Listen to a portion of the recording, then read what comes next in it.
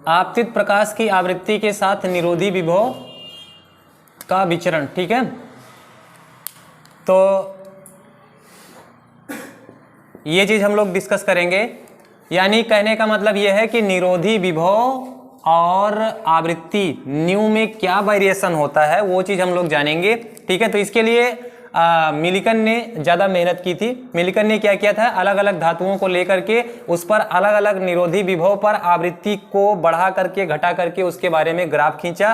तो उन्होंने देखा कि ग्राफ जो प्राप्त हो रहा है वो एकदम सरल रेखा में प्राप्त हो रहा है। जैसे और वैसे भी आप जानते हो, देखो ये कैसे सरल रेखा में प्राप्त होगा आप जानते हो, मैंने लास्ट टाइम में आपको बताया ई के इज इक्वल टू आपका होता है ई न्यू ई बी नॉट। ठीक है, ये हमने देखा। ठीक, और दूसरी चीज हम ये भी जानते हैं कि जो ये एनर्जी होती है और ये काइनेटिक एनर्जी न्यू पर निर्भर करती है ना। काइनेटिक एनर्जी न्यू पर यानी आवृत्ति पर निर्भर करती है। यानी फाइनली आप कह सकते हो कि v not directly proportional nu, और उसके बाद में ये अगर इसके वाइब्रेशन में हो गया तो इसके अलावा जो है आपका जो आवृत्ति है और ये दोनों चीज़ों में इस तरह से वाइब्रेशन होता है। चलिए ठीक है, फिलहाल अब हम इतना अगर जान रहे हैं तो वैसे भी हम इसका यानी ग्राफ क्या होगा, सरल रेखा। अगर अनुक्रमानुपाती में रिलेशन होता है तो हमेशा ग्राफ कैसा प्राप्त होता है, सरल रेखा में प्राप्त होता है। तो आइंस्टीन का प्रकाश वैद्युत समीकरण क्या था, उसकी हम मदद लेते हैं। Half m v max square equal to होता है h times nu minus nu naught. ठीक, दूसरी चीज जो हम अब हम यहाँ से भी देख सकते हैं, हम जानते हैं कि ये ई के होता है, यही चीज क्या होती है, ई के होती है। यानी हम ये भी कह सकते हैं कि ई के बराबर दूसरा सूत्र होता है अपने पास ई बी नॉट। ठीक है ना, ई बी नॉट, जहाँ क्या है आवेश यानी इलेक्ट्रॉन का आवेश और गुणे विभव। कौन सा विभव, निरोधी विभव। ठीक है ना, अब इन दोनों को अगर हम समीकरण 1 कह दें, समीकरण 2 कह दें तो दोनों को हम बराबर कर सकते हैं। अर्थात हम यहाँ से कह सकते हैं समीकरण 1 और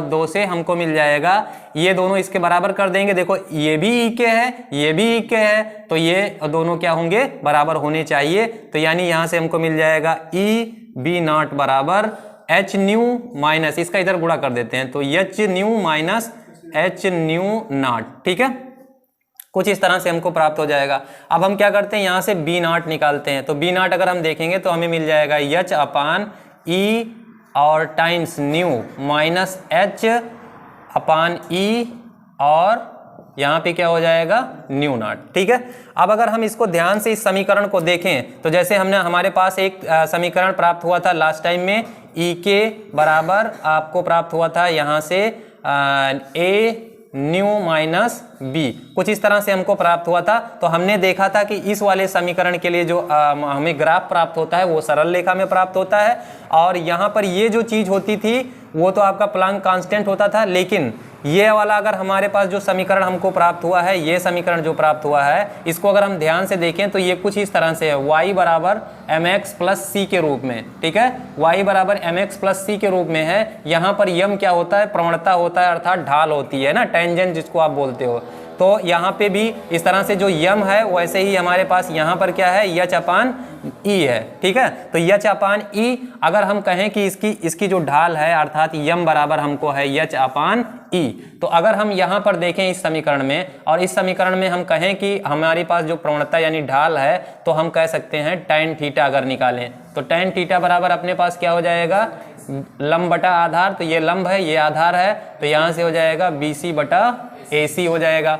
और BC अपान AC ये आपका जो है, एक चीज़ यहाँ पर देखिए, जो ये है ढाल, ये भी तो tan थीटा ही होता है। याद करिए कक्षा 10 का जो है सरल रेखा का सवाल को, और वहाँ पे कॉन्सेप्ट जो आपने पढ़ा है, तो tan थीटा होता है वही यम होता है और वही उसका आपका क्या होता है, स्लोप होता है। तो यानी हम यहाँ से इसको और इसको दोनों को बराबर कर सकते हैं। तो हम यहाँ से कह देंगे h upon e equal to BC upon AC, और यहाँ से हम यच चाहें तो निकाल सकते हैं। यच बराबर अपने पास क्या हो जाएगा, E इंटू BC बटा AC। अब अगर हम E का मान इसमें रख दें और BC और AC की लंबाई हम पता कर लेंगे, और उसके बाद में हम यहाँ से प्लांक कांस्टेंट, ये जो है प्लांक कांस्टेंट का मान भी यहाँ से हम निकाल सकते हैं, प्लांक नियतांक है।